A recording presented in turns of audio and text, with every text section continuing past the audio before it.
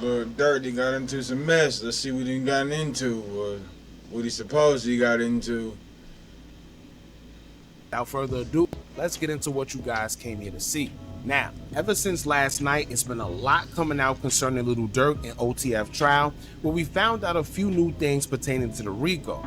Allegedly, we heard that OTF Diddy's lawyer threw Lil Durk under the bus and basically blamed everything on him when it comes to a piece of evidence that was identified. Evidence that was acknowledged happened to be an Instagram thread and a text thread accusing Durk of allegedly giving out instructions in a group thread to unalive members of O Block due to them not properly trying to get back for King Von, allegedly. Then Mona Duke's name will be brought up as a witness who is cooperating with the feds, alleged that Durk was also mad with Mona Duke, alluding that he may have wanted to do something to him as well.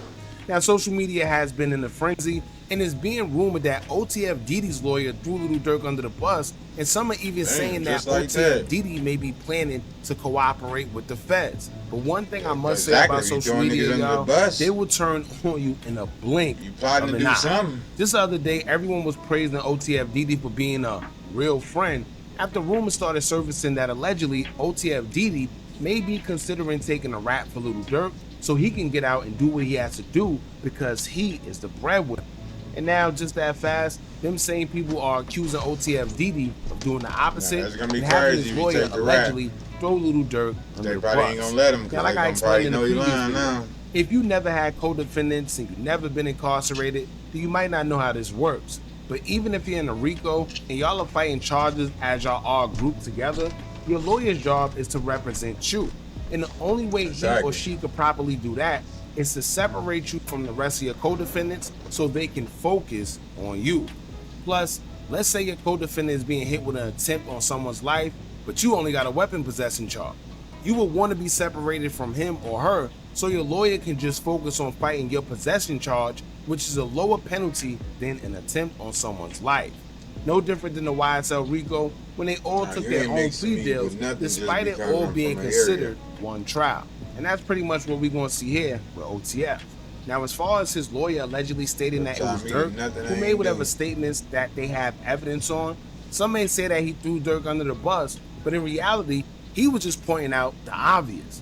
If prosecutors have a text thread showing Durk inside giving instruction on things to do, allegedly, and nobody else said anything except Durk or Booney Mo like they allege, then that just is what it is. The feds clearly seen it already, so it's not like he's pointing out something that wasn't already presented. Now, while everyone's worrying about OTF Diddy's lawyer, they need to be worried about whatever private witness that they have that they claim is willing to testify and have already offered information. They already claim that the witness stated that he was instructed by Lil Durk to go by a vehicle along with Booney Mo to go look for O Block members to allegedly unalive them for not properly getting back for Vaughn.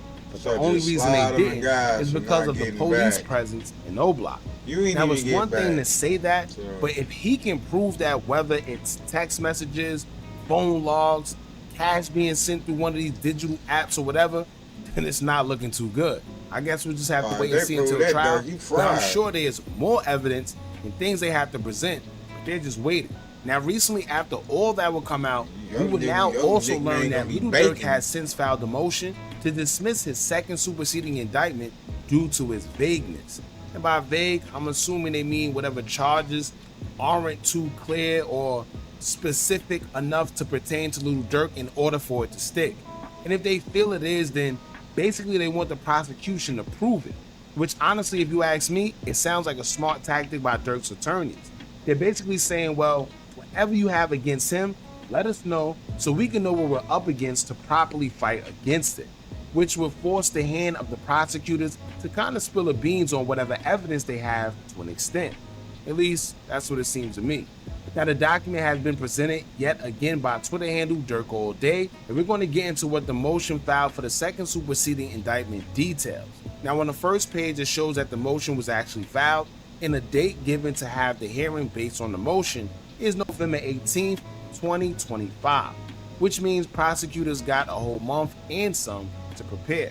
Now, it says that defendant Durk Banks motion for to dismiss for vagueness or in the alternative for a bill of particulars.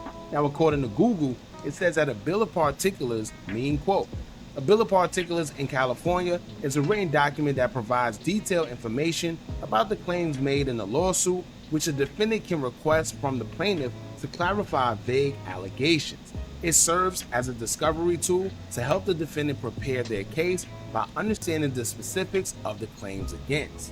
Now, the bill of particulars can be demanded on either side, and basically, in layman terms, it's just a way for one party to know what the other party have against them so they can properly represent their case. As a defendant, it lets your lawyer know what they're up against and whether it's really worth it or not, because sometimes the prosecutors be bluffing about having evidence just so they can get you to take a plea before trial, or sometimes they really do have what they say they do. Now, on the second page of the motion filed, it'll read, quote, "Given the vagueness of the indictment's bounty and at the direction of allegations, if the indictment is permitted to stand, a bill of particulars is warranted.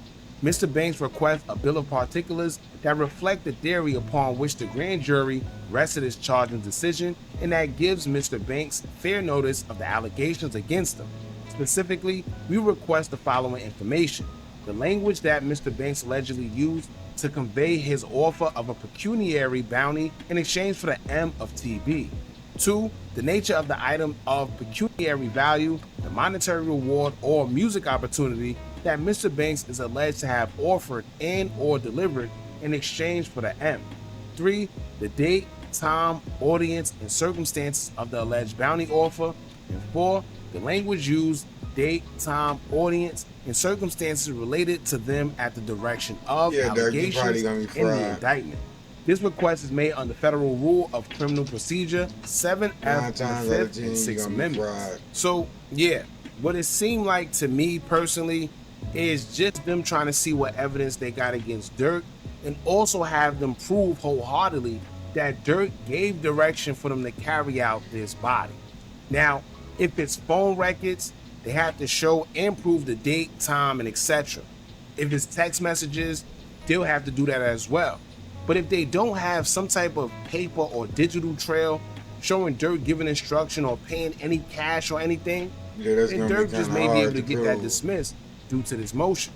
So let's see, y'all, because at the end of the day, they gotta have some type of proof that these statements were made in furtherance of a crime to where he instructed them to do something and rewarded them as well. Y'all let us know what y'all think about all this in the comments. Do y'all think Durk have a chance at beating the second superseding indictment where he's also being accused of M for hire, or do y'all think that he don't stand a chance?